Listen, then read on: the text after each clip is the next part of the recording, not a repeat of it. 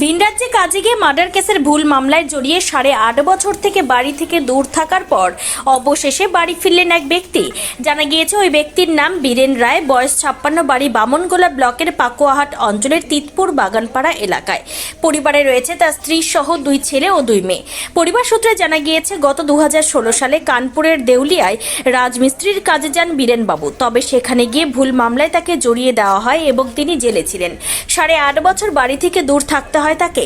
তার বক্তব্য, তাকে 302 মামলায় মার্ডার কেসের জন্য গ্রেপ্তার করা হয়।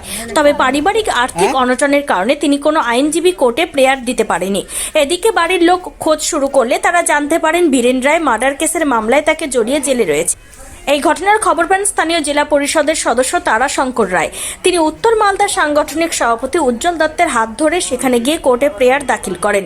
টানা 10 মাস ধরে আইনি জটিলতা দূরের পর রেহাই পান বীরেন রায়। মঙ্গলবার সকাল আনুমানিক 10টা নাগাদ বীরেন রায়কে নিয়ে তারাশঙ্কর নামেন পুরাতন মালদা কোর্ট স্টেশনে। বীরেন বাবুকে পেয়ে কান্নায় ভেঙে পড়েন তার পরিবারবর্গরা। এছাড়াও তাকে অভিনন্দন জানাতে উপস্থিত হয়েছিলেন বিজেপির উত্তর মালদা কেন্দ্রের সাংগঠনিক সভাপতি উজ্জ্বল দত্ত এবং বিজেপির নগর মণ্ডলের সভাপতি সুজিত দাস সহ বিজেপির কার্যকর্তারা। আমি দেওয়ারিতে ছিলাম, দেওয়ারিয়া জেলে আমাকে লোকে ফাঁসিয়ে আর আমাকে ভিতরে রাখতো।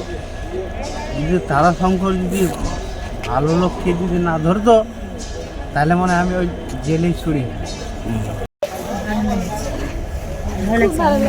হ্যাঁ, অনেক আনন্দ লাগছে, খুব ভালো লাগছে। ভালো লাগছে।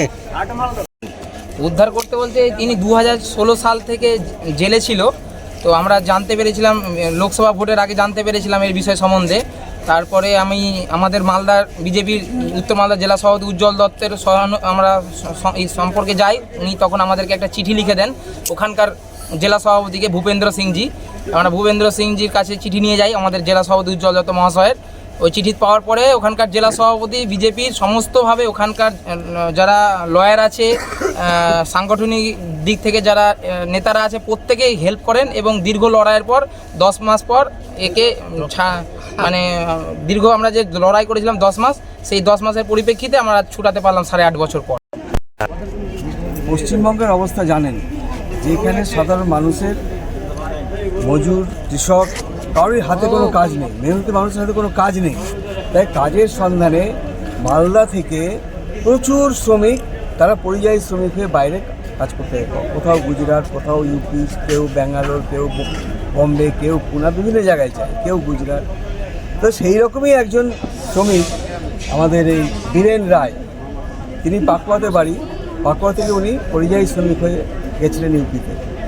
এইবার বিভিন্ন সেখানে তার ভাষাগত কিছু সমস্যা হয়েছে, সেখানে তিনি একটা বিপদে, তাকে ফাঁসিয়ে দেওয়া হয়েছে। ফাঁসিয়ে দিয়ে তাকে ওই জেলখানায় তিনি বন্দী ছিলেন। এই জেলখানাতে তাকে দেখার মতো কেউ নেই। পরিবারের লোকরা ভেবেছে তিনি হারিয়ে গেছেন বা কোথাও চলে গেছেন, কি সুসাইড করেছেন। তারপর হদিস না পাওয়ার পর ওখানে আমাদের যে ভীম আছে, ওই ভীম ভীম এরা অনেকক্ষণ ধরে খোঁজাখুঁজি করার পর এরা একটা সন্ধান পেয়েছিল।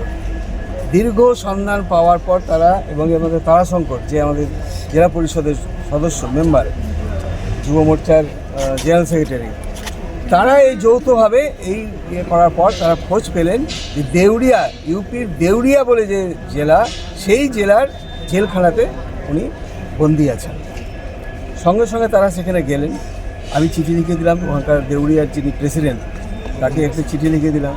চিঠি লিখে দেওয়ার পর তিনি সব রকম চিঠি পাওয়ার পর ওনারা যখন গেলেন সেখানে সমস্ত রকম ব্যবস্থা, সেখানে লয়ার দেওয়া করা সমস্ত করে প্রায় দীর্ঘ এই যে লাস্ট যে লড়াইটা, সেই লড়াইটা ওরা প্রায় 1 বছর ধরে লড়লো। আইনি লড়াই দেওয়ার পর তারপরে ওনাকে ছাড়াতে পেরেছিলেন।